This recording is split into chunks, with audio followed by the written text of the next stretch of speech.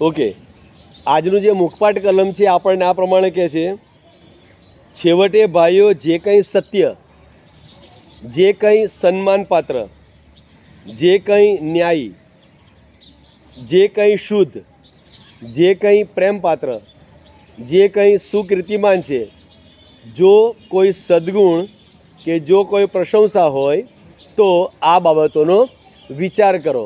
એક લિસ્ટ આપણને આપવામાં આવ્યું છે: સત્ય, સન્માનપાત્ર, ન્યાયી, શુદ્ધ, પ્રેમપાત્ર, સુકીર્તિમાન. અને આ બધા જો સદ્ગુણો આપણામાં છે અને એનાથી આપણી પ્રશંસા થતી હોય કે પ્રશંસા ના થતી હોય, એ બાબતો વિશે વિચાર કરવાનું પાઉલે ફિલિપીઓને લખ્યું. અને પાઉલે ફિલિપીઓને લખ્યું એ આજે 2000 વર્ષ પછી મને અને તમને, આજની મંડળીને પણ એટલું જ લાગુ પડે છે.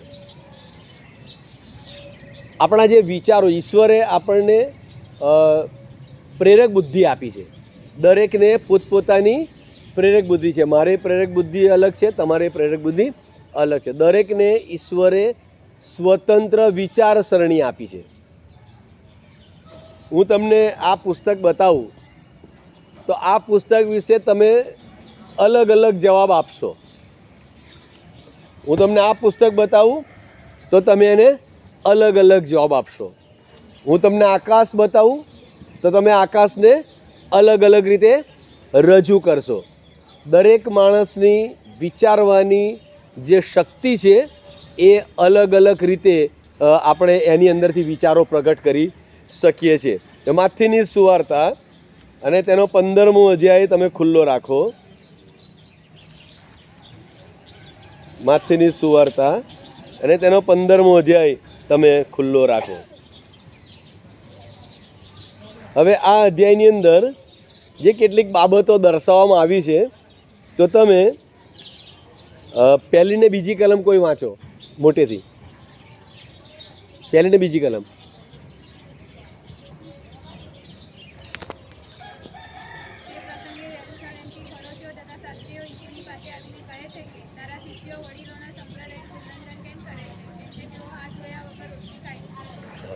કઈ બાબત વિશે પ્રશ્ન કર્યો?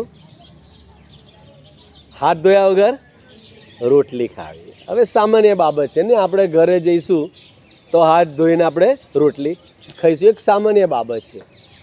અહીંયા આ બનાવ જે ઊભો થયો એનું કારણ એ હતું કે કદાચને શિષ્યો અને પ્રભુ ઈસુની સાથે એ લોકો રસ્તામાં મુસાફરી કરીને આવ્યા હશે અને પછી લોકો જમવા બેઠા હશે અને હાથ ધોયા નહીં હોય. શાસ્ત્રીઓ અને ફરોશીઓએ આ જોયું અને શાસ્ત્રીઓ અને ફરોશીઓ હંમેશા પ્રભુ ઈસુ ખ્રિસ્તને કેવી રીતે જાળમાં ફસાવવા, પ્રભુ ઈસુની ભૂલો કેવી રીતે શોધવીને એમાં જ રચ્યા પચ્યા રહેતા હતા. હવે અહીંયા એમને આ તક મળી ગઈ અને પ્રભુ ઈસુને ફરિયાદ કરી કે તારા શિષ્યો વગર હાથ ધોયે રોટલી ખાય છે. કેમ? એ લોકો વડીલોના સંપ્રદાયનું ઉલ્લંઘન કરે છે. હવે શાસ્ત્રીઓ અને ફરોશીઓ એ તો બાઇબલના જે નિયમો છે, નિયમશાસ્ત્ર જેને કહીએ છીએ, જેને આપણે તોરા તરીકે ઓળખીએ છીએ, એનું શિક્ષણ યહૂદી પ્રજાને એ લોકો આપતા હતા. હવે એમાં એ લોકો પારંગત હતા, એટલે નિષ્ણાંત હતા, સ્કોલર હતા નિયમશાસ્ત્રમાં. નિયમશાસ્ત્રની દરેક વાતોનું પાલન એ લોકો જાતે કરતા અને બીજાઓની પાસે એનું પાલન કરાવતા. પણ આ એક સારી બાબત હતી. પણ એ લોકો એટલા બધા ધર્મચુસ્ત બની ગયા હતા, નિયમો પાળવામાં એટલા બધા ધર્મચુસ્ત બની ગયા હતા, એ લોકો ઈશ્વરને બાજુ પર મૂકી દીધા. નિયમો પાળવામાં ચુસ્ત હતા, હે ને? અને એથી કરીને એ લોકો ઈશ્વરે આપેલી જે આજ્ઞાઓ છે ને એને બાજુ પર મૂકી દીધી અને નિયમો જ પાળવાના. હવે શું બને છે? આ નિયમોમાં એમણે પોતાના કેટલાક નિયમો ઉમેર્યા. આપણા ઘરની અંદર કેટલાક નિયમો છે ને આપણા ઘરમાં નિયમો. સવારે કેટલા વાગે ઉઠવું, સ્કૂલે જવું, ઘરે આવવું, આપણું લેસન કરવું, રાત્રે કેટલા વાગે આપણે સૂઈ જવું, કેટલા ટાઈમ ટીવી જોવું ને આપણા ઘરના કેટલાક નિયમો છે. આપણે એ નિયમને તમે અવગણી શકો નહીં. તમારા મમ્મી પપ્પાએ ઘરમાં જે કેટલાક નિયમો બનાવ્યા હોય એને તમે તમારી રીતે ફેરફાર કરી શકો નહીં. અહીંયા જે નિયમો હતા એ નિયમોમાં શાસ્ત્રીઓ અને ફરોશીઓએ કેટલાક પોતાને મનગમતા નિયમો એમણે લાગુ કર્યા હતા. 3જી કલમથી 7મી કલમ 6ઠ્ઠી કલમ સુધી વાંચો, 3 થી 6 મોટેથી વાંચો, આટલા બધા છે.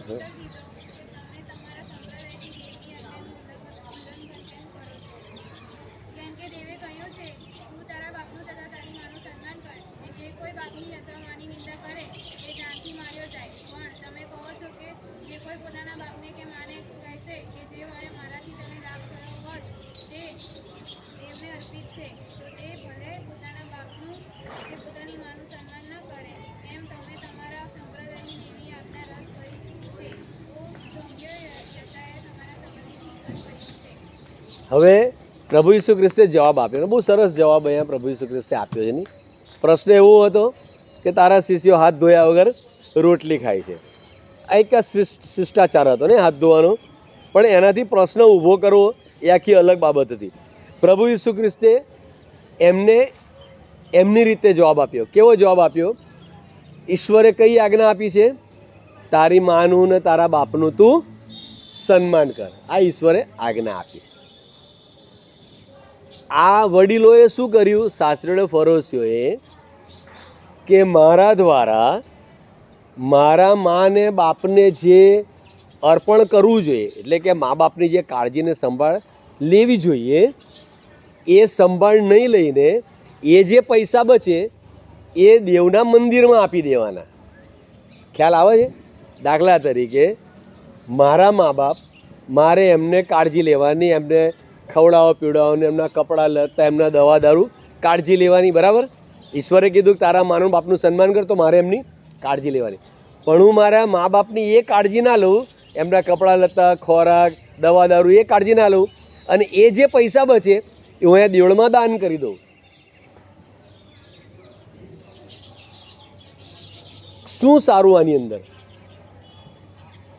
ઈશ્વરે કીધું તારી માનું બાપનું સન્માન કર, પણ આ લોકોએ શું કર્યું? આખા નિયમને ફેરવી દીધો. અહીંયા લખ્યું છે કે મારાથી તને જે લાભ થાય તે દેવને અર્પિત છે. શું ઈશ્વર એ પૈસા માગે છે?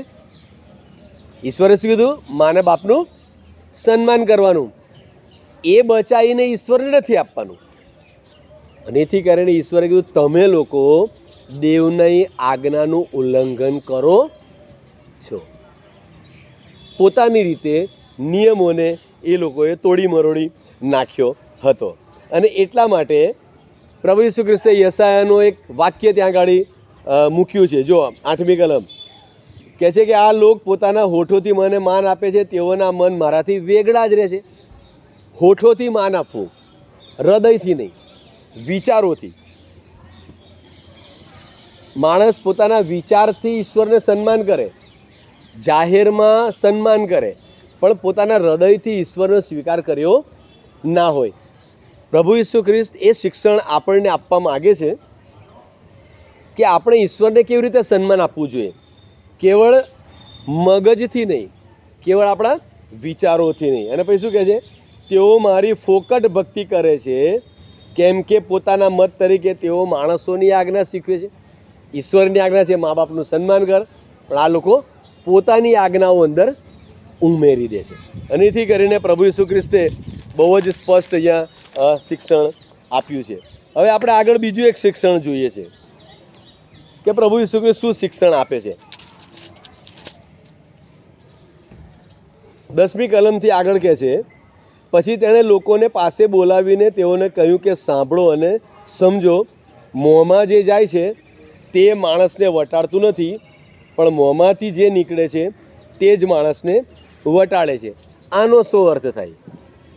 મોંમાં જે જાય છે એ માણસને વટાડતું નથી, પણ મોંમાંથી જે નીકળે છે એ માણસને. આનો શું અર્થ? તમે શું સમજો છો આનો અર્થ?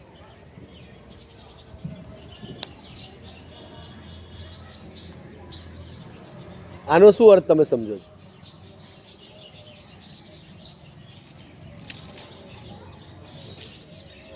કંઈ ખ્યાલ આવે છે આ વાક્યનો કે મોંમાં જે જાય છે એ વટાડતું નથી, પણ મોંમાંથી જે નીકળે છે તે વટાડે છે.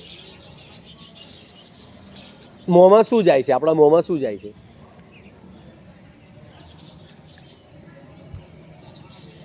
પાણી, રોટલી, શાક, ભાત, ખોરાક, હે ને? આપણા મોંમાં આ વસ્તુ આપણે આરોગ્ય છે એ આપણા પેટમાં જાય છે. અને મોંમાંથી શું નીકળે છે? હે? શબ્દો. કેવા શબ્દો?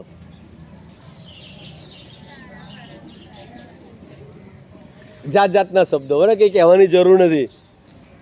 ખૂન કરવાની ઈચ્છા, વ્યભિચાર કરવાની ઈચ્છા, લંપટપણું કરવાની ઈચ્છા, અપશબ્દો બોલવાની ઈચ્છા, જુઠ્ઠું બોલવાનું, બરાબર ને? એ બધું આપણા મોંમાંથી અહીંથી નીકળે છે. શરીરમાં જે જાય છે એનાથી આપણે ભ્રષ્ટ થતા નથી, એનાથી આપણે વટલાઈ જતા નથી. પણ આપણા અંતઃકરણમાંથી જે બહાર આવે છે કોઈના માટેના ખરાબ વિચારો, કોઈના માટેની નિંદા, કોઈને નીચા પાડી દેવા, કોઈના વિશે ભૂંડું વિચારવું, એ આપણને વટાળે છે. નિંદા કરવાના પાપથી ઈશ્વર આપણને દૂર રહેવાનું કીધું. ગીત શાસ્ત્રના પુસ્તકના પહેલા અધ્યાયમાં કીધું છે, નિંદાખોરોની સાથે જે બેસતો નથી તેને ધન્ય છે. પણ વાસ્તવિક રીતે આપણને બધાને આ ગમે છે નહીં? આપણે બેસીએ એટલે કોઈકની વાતો, એ ચાહે હું હોય કે તમે, દુનિયાના બધા માણસો, આપણને કોઈકની વાત કરવાનું ગમતું હોય. પણ ઈશ્વરે સ્પષ્ટ ના પાડી છે કે જે માણસ નિંદાખોરોની સાથે બેસતો નથી એને ધન્ય છે. અને એથી કરીને પ્રભુ ઈસુ ખ્રિસ્તે વધારે શિક્ષણ આપતા શાસ્ત્રીઓને, ફરોશીઓને બહુ સ્પષ્ટ સૂચના આપી કે જે તમારા મોંમાં જાય છે એથી તમે વટલાતા નથી. હાથ ધોયા વગર રોટલી ખાવ કે હાથ ધોઈને રોટલી ખાવ, તમે વટલાવાના નથી. પણ તમારા મુખમાંથી બીજાઓને માટે નીકળતા જે શબ્દો છે, ખોટા, ભયંકર, ગંદા વિચારો છે, એનાથી તમે વટલાઈ જાઓ છો, એનાથી તમારું પાપ એ મોટું રહે છે. ત્યારે શિષ્યો આવીને પૂછે છે, પ્રભુ આ વાત સાંભળીને ફરોશીએ ઠોકર ખાધી, એ શું તું જાણે છે? એટલે શાસ્ત્રીઓને ફરોશીઓ ગુસ્સે ભરાઈ ગયા. પ્રભુ શ્રી કૃષ્ણે કીધું ને, એમનો સંપ્રદાય કીધો કે તમે તમારા મા બાપની કાળજી લેતા નથી અને પૈસા તમે યરુશલેમના મંદિરમાં આપો છો, આ તો તમે ઈશ્વરની આજ્ઞાનું ઉલ્લંઘન કરો છો. એટલે શાસ્ત્રીઓ ફરોશીઓને ગમ્યું નહીં. એટલે શિષ્યોએ પ્રભુને કીધું, પ્રભુ તમે શીખવાડ્યું, આ લોકોને ગમ્યું નહીં. તો પ્રભુ શું કીધું? જે રોપા મારા આકાશમાંના બાપે રોપ્યા નથી તે દરેક ઉખેડી નાખવામાં આવશે. એટલે જે સંપ્રદાયો, જે વિચારો, જે પ્રવૃત્તિઓ ઈશ્વરથી નથી ને, એ ઈશ્વર ઉખેડી નાખશે. જે પ્રવૃત્તિ મને ગમતી હોય, મારી દ્રષ્ટિમાં સારી હોય, પણ જો ઈશ્વરની દ્રષ્ટિમાં એ પ્રવૃત્તિ સારી નથી તો ઈશ્વર એ મારી પ્રવૃત્તિને ઉખેડી નાખશે. પછી ભલે એ પ્રવૃત્તિમાં હું બાઇબલ શીખવાડતો હોય, પણ જો ઈશ્વરને નથી ગમતું તો ઈશ્વર એને ઉખેડી નાખે છે. છોકરીઓ, આ બહુ જ અગત્યની વસ્તુ છે કે ઈશ્વરની દ્રષ્ટિમાં શું સારું છે એ પસંદ કરવાનું. મને શું ગમે છે એ નથી જોવાનું, પણ મારું કૃત્ય, મારું કાર્ય એ ઈશ્વરને ગમે છે કે નહીં, એ ખ્રિસ્તીપણામાં મહત્ત્વનું છે.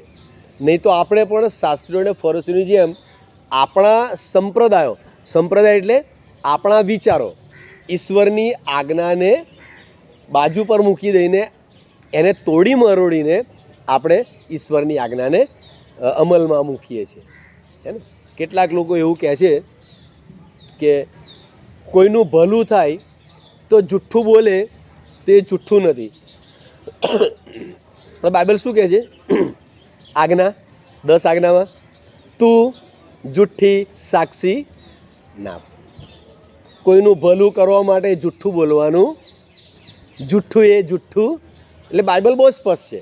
તો આ થયો ને, દેવની આજ્ઞાને તોડી મરોડી નાખી અને પોતાના સંપ્રદાયો એમાં ઉમેરી દીધા. કોઈનું ભલું એટલે પોતાની વાતને સાચી સાબિત કરવા માટે, પોતે જુઠ્ઠું બોલવું છે એને સાચી સાબિત કરવા માટે લોકો જાત જાતના વિચારસરણીઓને લોકોની આગળ રજૂ કરે છે. અને એથી કરીને ઈશ્વરની આજ્ઞા બહુ છે, એક દેવને માનો તો એક જ દેવને માનો, મૂર્તિને પગે લાગવું નહીં તો મૂર્તિના પગે દેવનું નામ અમથું લેવું નહીં. બહુ સ્પષ્ટ છે. તમે જો એના શબ્દો એક બબે ત્રણ શબ્દોમાં વાક્ય છે. વિશ્રામવાર પવિત્ર પાળવો, તારી માનું બાપનું સન્માન કર, તું ખૂન ન કર, તું ચોરી ન કર, તું વ્યભિચાર ન કર, તું જુઠ્ઠું ન બોલ, તું લોભ ન રાખ. કેટલું સ્પષ્ટ. ઈશ્વરે આદમને હવાના હુકમ કરેલો કે આ વાડીના જે બધા વૃક્ષો છે ને બધાના ફળ ખાજે, પણ વાડીની વચ્ચેના વૃક્ષનું ફળ ખાતો નહીં તો મરશો જ મરશો. શું કીધેલું? મરશો જ મરશો. પછી જ્યારે શેતાને હવાને પૂછ્યું કે ઈશ્વર એવું કીધું છે કે તમે આ ફળ ખાશો જ મરશો, તો હવાએ શું કીધું? ઈશ્વરે કીધું છે કે એને ખાશો ને અડકશો નહીં. એણે અડકશો શબ્દ વધારાનો. ઈશ્વર શું કીધેલું? મરશો જ મરશો. ઈશ્વર અડકવાની વાત તો બોલ્યા જ નહોતા કે અડકશો તો મરી જશો, હે ને. શેતાને હવાને લલચાઈને હવાએ નવો શબ્દ ઉમેર્યો એટલે શેતાને પકડી લીધું કે અડકને તું, અડકવાથી મરી જવાની નથી. એટલે એને અડકી એટલે એને ખાવાનું મન થયું એટલે એણે ખાધું અને પછી જગતની અંદર મરણે પ્રવેશ કર્યો. એટલે ઈશ્વરના જે આ વચનો છે ને એમાં લખેલા અક્ષરસહ મારે ને તમારે પાળવા જોઈએ. જો એમ લખ્યું છે કે તારે માનું બાપનું સન્માન કર, તો કોઈએ પોતાના મા અને બાપાનું સન્માન કરવાનું ચૂકવાનું નહીં. એ બાઇબલમાં આજ્ઞા છે. બીજા કોઈની પાસે આજ્ઞા નથી. એ મારીને તમારી પાસે ઈશ્વરે એ આજ્ઞા આપી છે. અને એથી કરીને આપણા સંપ્રદાયો, આપણા વિચારો, પ્રભુએ કીધું 13મી કલમમાં, જે રોપા મારા આકાશમાંના બાપે રોપ્યા નથી એને ઉખેડી નાખવામાં આવશે. નવી કોઈ વિચારસરણી બાઇબલમાં મારે ને તમારે ઉમેરવાની નથી. ઈશ્વરની વાતને, કારણ કે પ્રભુએ કીધું કે જે અંદરથી નીકળે હૃદયમાંથી, ભૂંડા વિચારો હૃદયમાંથી નીકળે. આપણા પેટમાં જે જાય છે એનાથી આપણે કદી વટલાતા નથી. આપણે શું ખાઈએ છીએ, શું પીએ છીએ એનાથી માણસ વટલાતો નથી. પણ આપણે શું બોલીએ છીએ, આપણું કેરેક્ટર, હે ને. કેરેક્ટર બહુ મહત્ત્વનું છે. કેરેક્ટર આપણે ઘણીવાર વિચાર કરીએ કે આનું કેરેક્ટર બહુ ખરાબ છે, આનું કેરેક્ટર બહુ સારું છે. તો કેવી રીતે આપણે એને સાબિત કરી શકીએ? દરરોજના મારા જીવનથી સામેની વ્યક્તિ મારા વિશે એમ કે આ સારો માણસ છે તો મારું કેરેક્ટર સારું, પણ મારા મોં પર સારું કે હું જેવું અહીંથી ખસું એવું જો કોઈ એમ કે જવા દો, આની તો કંઈ વાત કરવા જેવી નથી, તો મારું ખ્રિસ્તીપણું ત્યાં કામ આવતું નથી. એટલે કેરેક્ટર એ આપણા માટે બહુ મહત્ત્વ ધરાવે છે. ખ્રિસ્તીઓ માટે એક છાપ છે અન્ય ધર્મીઓ ઉપર. ખ્રિસ્તીઓ હંમેશા સાચું જ બોલે. અન્ય ધર્મીઓ ઉપર આ બહુ મોટી છાપ છે ખ્રિસ્તીઓ માટે. તો એ છાપને મારે ને તમારે જાળવી રાખવાની છે, એને આપણે સંભાળીને રાખવાની છે. અને એથી કરીને જે મુખપાટ કલમ છે એ ફિલિપીના પત્રમાં જે કંઈ સત્ય છે, જે કંઈ સન્માનપાત્ર છે, જે કંઈ ન્યાયી છે, જે કંઈ શુદ્ધ છે, જે કંઈ પ્રેમપાત્ર છે, જે કંઈ સુકીર્તિમાન છે, જો કોઈ સદ્ગુણ કે પ્રશંસા હોય તો આ બધી બાબતોનો મારે ને તમારે વિચાર કરવાની જરૂર છે. અને એથી કરીને ઈશ્વર દ્વારા એ મળેલા આ પવિત્ર વચનોને આપણે અક્ષરશઃ પાડીએ, પ્રયત્ન કરીએ. કેવી રીતે આપણે ઈશ્વરની આજ્ઞાઓને પાડી શકીએ એને પ્રયત્ન કરીએ. જગત છે, જગતની લાલસાઓ છે, જગતમાં લાલચ છે, જગતમાં બધું જ છે. તમે હજુ સ્કૂલમાં છો, તમે જ્યારે જગતમાં જશો, નોકરી ધંધે વ્યવસાય જશો, ત્યારે જગત સારું નથી, જગત બહુ ખરાબ છે. તમને ડગલે ને પગલે પાપમાં પાડવાને માટે શેતાન તત્પર હોય છે. તમારો સમય ચોરી લેવાને માટે શેતાન તત્પર હોય છે. તમારી પાસે કશુંક બોલાવવાને માટે શેતાન તત્પર હોય છે. એને હવાને કીધું ને કે ઈશ્વર તમને આવું કીધું છે. શેતાન આપણા મગજમાં વિચારો મૂકે છે. એ વિચારો પછી ઉગે છે.